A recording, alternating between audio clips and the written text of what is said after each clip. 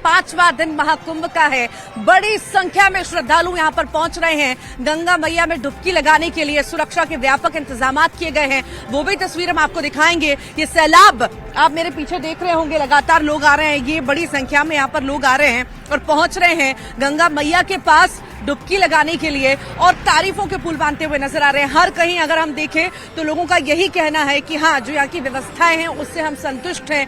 रहने, खाने, पीने, ठहरने की सारी व्यवस्थाएं की गई हैं। मेरे सहयोगी भी जुड़े हुए हैं, उमेश श्रीवास्तव, उनसे भी जानेंगे कि आखिर वो कौन सी लोकेशन पर हैं और आखिर वहां पर कितनी भव्य तस्वीरें हैं। उमेश। जी हाँ, देखिए, गंगा तेरा पानी अमृत झरझर बहता जाए, युग युग से इस देश की धरती तुझसे जीवन पाए। मैं इस वक्त संगम नोस पर मौजूद हूँ, सेक्टर 3 में मौजूद हूँ और यहाँ का नजारा दिव्य है, भव्य है, अलौकिक है, अद्भुत है, चमत्कारी है, चुंबकत्व की शक्ति वाला है।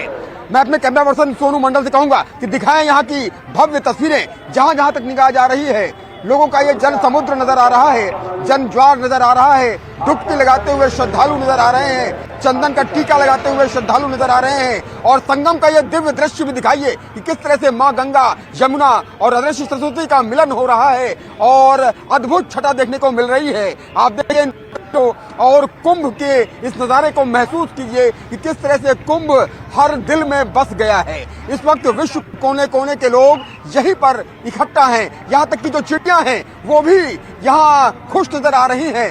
7 समंदर पार से आई चिड़िया भी यहाँ प्रफुल्लित हैं, हर्षित हैं और इस कुंभ के दर्शन करके वो भी आनंदित हैं। इन तस्वीरों को देखिए और महाकुंभ नगरी के दृश्य को महसूस कीजिए।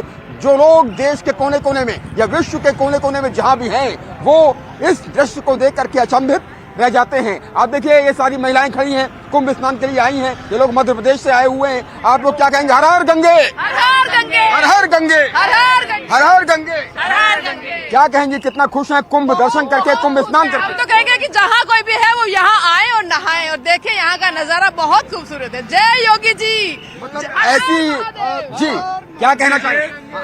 हम जम्मू कश्मीर से आए हैं। अच्छा। कश्मीर से आए हैं और स्पेशल जहाँ पर प्रयागराज के लिए आए हैं। पूरी बस लेके आए हैं, 30-40 आदमियों का ग्रुप है। यो हमने जहाँ का व्यवस्था देखा, उसका क्या कहना है? योगी और मोदी ने क्या व्यवस्था की है। आज तक मेरी इतनी 65 से 70 साल एज है, मेरी 65 ईयर्स एज है, मुलाजिम रिटायर हुआ हूँ, दुनिया देखी है, लेकिन ऐसा प्रोग्राम मैंने यहाँ देखा, ऐसा हमने कहीं नहीं देखा है। क्या दिन है, क्या प्रोग्राम किया है, व्यवस्था इतनी बनाई है, कहने की बात नहीं। हर आदमी का, हर अरेंजमेंट का पूरा सुविधा का ध्यान रखा है। खासकर यो लैट्रिन बाथरूम है और आने जाने का किश्तियों का है, हर आदमी के लिए उन्होंने पूरी सुविधा। कश्मीर से यहाँ पर आए हैं, केरल से कश्मीर तक, और शायद ही विश्व का कोई ऐसा देश का नागरिक हो जो यहाँ ना पहुँचा हो। ऐसा दृश्य अद्भुत है और इंतजाम भी अद्भुत है। इसमें there is no doubt about it, लेकिन कुछ खामियां लो लेवल पे ये है। जी हाँ, आप देखिए, मतलब ये आपको कोई भजन कीर्तन भी करने वाली थी। कौन सा भजन कीर्तन सुनाना चाहेंगे? चोरे मैंने तुलसी सीता राम, बचोरे मैंने तुलसी सीता राम। झिर बिजली चिमके मेहा बरसे, बिजली चिमके मेहा बरसे मूसलधार। भचोरे मैंने तुलसी सीता राम, बाहर से तो तुलसी आया, बाहर से तो तुलसी आया। घर की तिरिया घर नहीं पाए, घर की तिरिया घर नहीं पाई। तुलसी भय उदास, भचोरे मैंने तुलसी सीता राम, भचोरे मैंने तुलसी सीता राम। जब तुलसी ने मतो पायो, जब तुलसी ने मतो आयो, चलो ससुराल। भचोरे मन तुलसी सीता राम। आगे जाते गंगा भवत है, आगे जाते गंगा है गंदी किनारे मुर्दा पड़ा है नर्द किनारे मुर्दा वाकई उमेश, ये जो तस्वीरें हम देख रहे हैं, भव्य दिव्य तस्वीरें, दर्शक भी देख रहे होंगे और खुश हो रहे होंगे और यही सोच रहे होंगे कि आखिर जो घर बैठे हैं वो यही सोच रहे होंगे कि कब हमें मौका मिलेगा या कब हम यहाँ से निकलेंगे और यहाँ पर स्वर्ग में आकर ये अनुभव लेंगे, गंगा मैया के चरणों में आएंगे। आप लगातार बने रहिएगा, और भी कई सारी तस्वीरें हम दर्शकों को दिखाना चाहेंगे। महाकुंभ में दंडी सन्यासियों को जो है प्रधानमंत्री मोदी और योगी आदित्यनाथ जो है सम्मानित करने जा रहे हैं। आपको ये भी जानकारी दे दें कि सनातन रत्न सम्मान से सम्मानित किया जाएगा दंडी सन्यासियों को। ये फैसला बड़ा लिया गया है सरकार की ओर से। प्रधानमंत्री मोदी और सीएम योगी आदित्यनाथ सम्मानित करेंगे दंडी सन्यासियों को। नाम परंपरा के समस्त सन्यासियों के द्वारा दंडी स्वामी समाज के द्वारा अभिनंदित किया जाएगा, सनातन रत्न के द्वारा संलग्नित किया जाएगा। साथ ही देश के कई गौरवशाली व्यक्तित्व इस समारोह में उपस्थित हो रहे हैं, जिसमें प्रवीण शंकर पांड्या जी, डायमंड डायरेक्टर, श्री दिलीप लाखी जी, श्री गोविंद भाई ढोलकिया जी और भी बहुत सारी शख्सियत, महाराजा गज सिंह जी, सभी संभावित स्थिति में पधार रहे हैं। और ये कार्यक्रम अखिल भारतीय दंडी स्वामी समाज प्रत्येक कुंभ में करता है। और इस बार क्योंकि हमारे राष्ट्र को जिस स्थिति में, जिस स्वरूप में युग परिवर्तन में लाकर के आज माननीय प्रधानमंत्री जी ने खड़ा किया है, इसके लिए माननीय प्रधानमंत्री जी सनातन के गौरव हैं, इसलिए उनको सनातन रत्न के द्वारा संलग्नित किया जाएगा।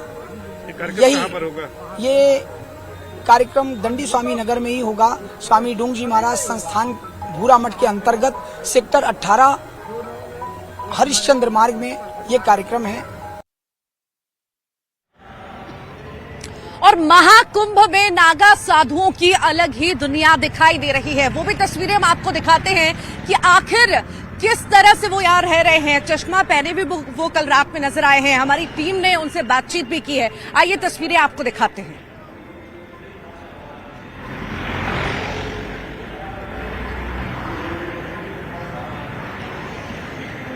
एक स्थिरता होनी चाहिए नहीं। एक सेकंड के अंदर 50 दृश्य बदल रहे हैं तो आप कहाँ पर हो उसमें से। तो आपको उसका पता लगाना है तो आपको ध्यान करना पड़ेगा कि अपनी स्थिति क्या है। तो वो चीज है कि ये तो स्थिर चीज है, वर्तमान हमेशा है। कितने साम्राज्य आए और गए। आज आप लोग यहाँ पर हैं महाकुंभ नगर में।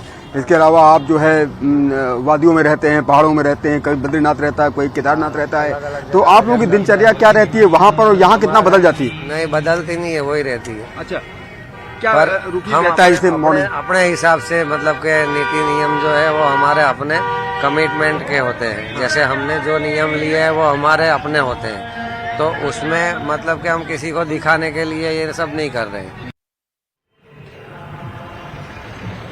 और अगर हम अखाड़ों की बात करें तो महाकुंभ में 13 अखाड़ों की अगर हम बात करें तो यहाँ पर छावनी स्थापित हो चुकी है।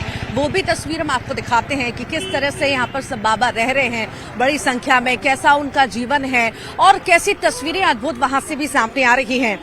अखाड़े की छावनी में धर्म ध्वजा भी स्थापित है, लेकिन महानिर्वाणी अखाड़े में एक साथ 2 ध्वजाएं फहरा रही हैं। एक अखाड़े की धर्म ध्वजा है तो दूसरी पर्व ध्वजा यहाँ पर दिखाई दे रही है।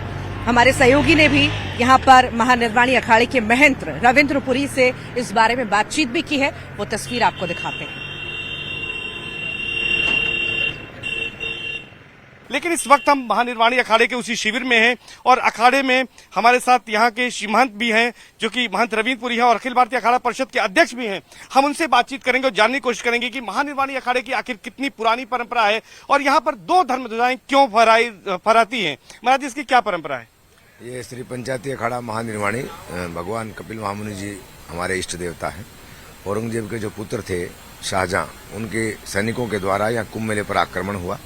ये जो किला बनाया गया था, अकबर के जो पुत्र थे, ये जो अकबर का जो किला बना संगम पे, इसको बनाने का मूल उद्देश्य एक यही था, किसी भी तरह से कुंभ को डिस्टर्ब किया जाए, उसको बंद किया जाए। तो उन्होंने इसका प्रयास किया। तो एक बार उनके सैनिकों ने आक्रमण किया कुंभ के ऊपर। तो अखाड़े के नागा सन्यासियों ने 4 ग्रुप में विभाजित होकर के सबसे पहले किले पर आक्रमण किया। एक ग्रुप ने जो है रात्रि में 2 बजे पर्व ध्वजा स्थापित किया और एक ग्रुप ने अपने इष्ट देवता को ले जाकर के स्नान करवाया और फिर घोषणा की कि आपने जो पर्व बंद करने की चेष्टा की थी उसको दोबारा हमने स्थापित कर दिया है। तो धर्म ध्वजा की जो स्थापना होती है वो प्रवेश के पहले होता है, और पर्व ध्वजा जो हमारे श्री पंचायती अखाड़ा महानिर्वाणी में लगाई जाती है। मकर संक्रांति का जो स्नान होता है, जिसको वर्तमान में अमृत स्नान हम कहते हैं, शास्त्रों में अमृत स्नान का ही उल्लेख आता है, क्योंकि अमृत की जो बूंदें गिरी थी 4 जगह पर, उसमें एक प्रयागराज का तीर्थ है, गंगा यमुना सरस्वती का जो पावन तट संगम है। तो उसके बाद पर्व ध्वजा को स्थापित करके हम लोग नागा सन्यासी सब स्नान करके आए, तब से ये परंपरा निरंतर चली आ रही है। और आज भी चूंकि परसों ही ये स्नान व्यतीत हुआ है मकर संक्रांति का, तो रात्रि में 2:30 बजे जो है सभी सन्यासियों ने मिल करके पर्व ध्वजा को स्थापित किया। उसके बाद सबने शाही स्नान किया। जितने भी जनता के श्रद्धालु आए थे सब लोगों ने ये स्नान सकुशल संपन्न हुआ।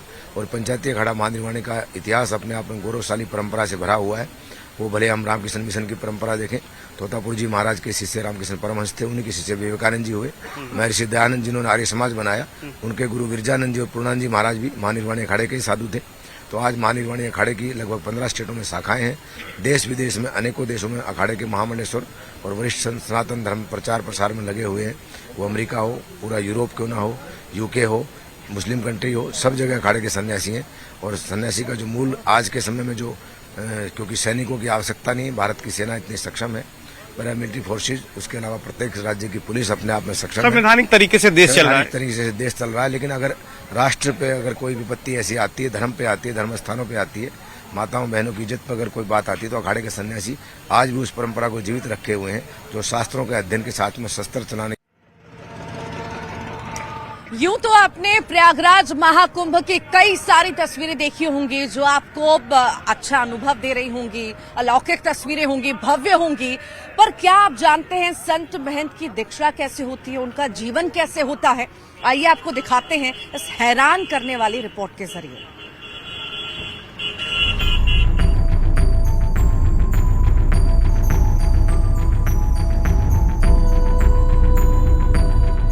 महिला महंत को कैसे मिलती है दीक्षा? रात के वक्त कौन काटता है चोटी? पिंडदान और भस्म रमाने का क्या है सच? धुनी रमाते इन संतों को देखिए। अनोखी वेशभूषा और अलग अंदाज इनकी तपस्या और तप की कहानी को खुद बयां कर रहा है। कोई इसे तंत्र साधना से जोड़ता है तो कोई रहस्य बताता है, लेकिन साधना और सिद्धि की कहानी कुछ अलग ही है। अब जरा महाकुंभ में पहुंची महिला संतों को देखिए। कोई 5 साल की आयु में इस ओर आकर्षित होने की बात कर रहा है, तो किसी का दावा है कि 12 साल की उम्र में उनका ध्यान इस दिशा में हुआ और साधारण जीवन से संन्यास की ओर कदम बढ़ा दिए। संगम किनारे धुनी रमाए महिला संत और महंत को देखकर आपके मन में भी सवाल उठ रहे होंगे कि महंत बनना और दीक्षा धारण करने की पूरी प्रक्रिया क्या है?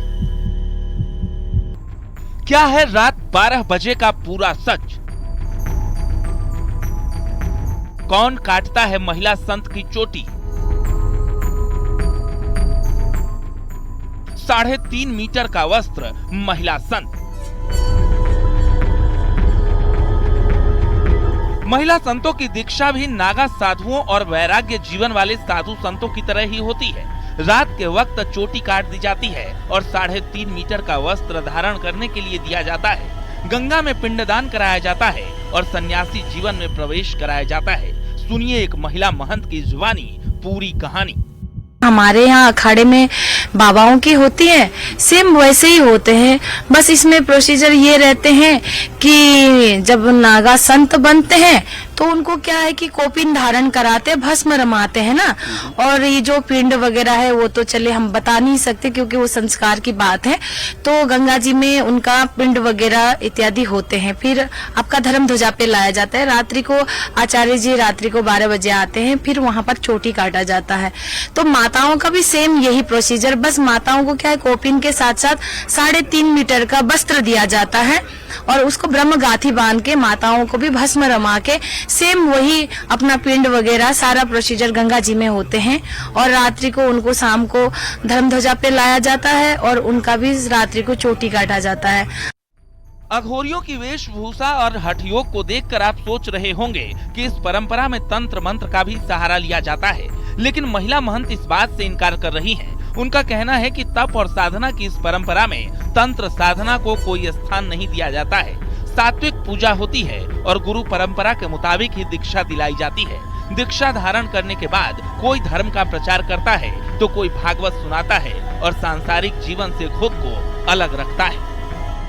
हमारे सन्यास में तो तंत्र विधि वगैरह इस तरह का तो नहीं है, लेकिन हमारे यहाँ सात्विक पूजा ही होती है और यहाँ गुरु परंपरा है, तो गुरु जिस हिसाब से आपको ढालते हैं, कोई देखे तब करते हैं, कोई जप करते हैं, कोई योग करते हैं, कोई साधना करते हैं, कोई भागवत करते हैं, कोई धर्म का प्रचार प्रसार करते हैं। मैंने कहा ना, सब अलग अलग भागों में बटे हुए हैं संत।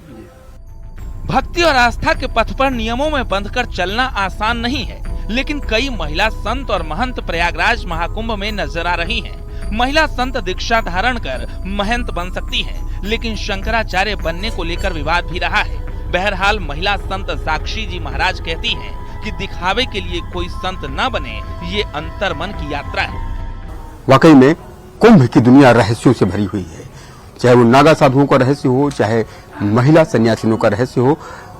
सन्यासिन बनना जीवन को ईश्वर के प्रति समर्पित करना है। कैमरा पर्सन सोनू मंडल के साथ उमेश श्रीवास्तव, न्यूज 18, महाकुंभ नगर प्रयागराज। हर्षा रिछारिया, ये वो नाम है जो महाकुंभ में लगातार चर्चा में बना रहा और अब भी चर्चाएं इस पर हो रही हैं। क्या वो साध्वी हैं? क्या वो साध्वी बनेगी? किस राह पर आखिर वो हैं? और आखिर क्या वो कह रही हैं, ये वो खुद नहीं समझ पा रही हैं। साध्वी बनेंगी या नहीं बनेंगी, ये भी वो नहीं समझ पा रही हैं। इसी बीच उनके माता पिता ने एक बड़ा खुलासा किया, आइए आपको दिखाते हैं।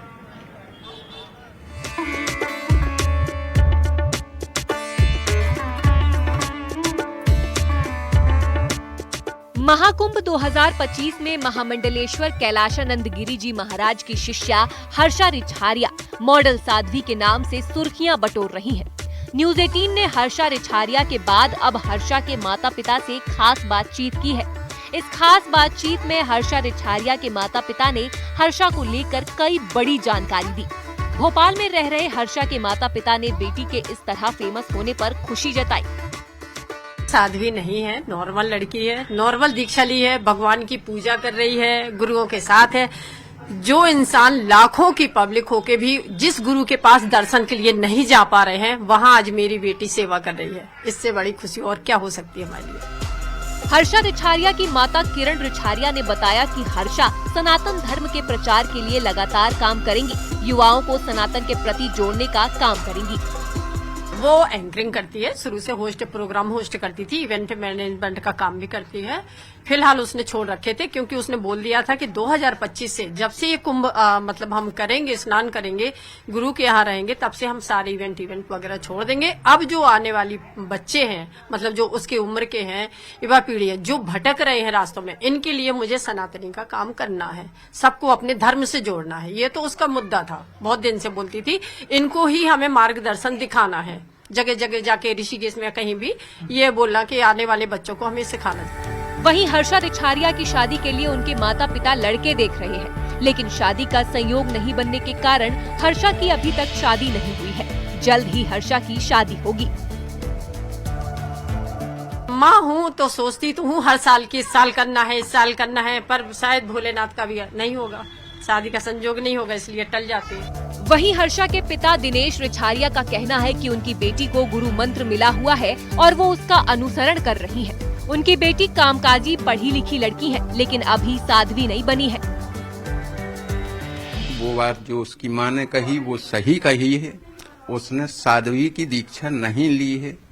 एक ग्रस्त जीवन में जो अपन गुरु दीक्षा लेते हैं वो दीक्षा ली है।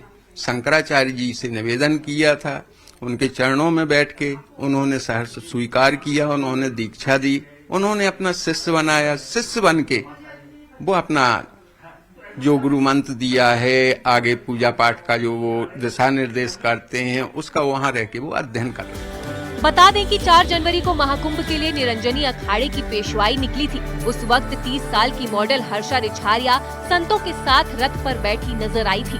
तभी से हर्षा सुर्खियों में आ गई थी। इस दौरान हर्षा के कई बयान वायरल हुए थे, जिसमें वो सुकून की तलाश में आध्यात्म का जीवन चुनने की बात कहती नजर आई थी।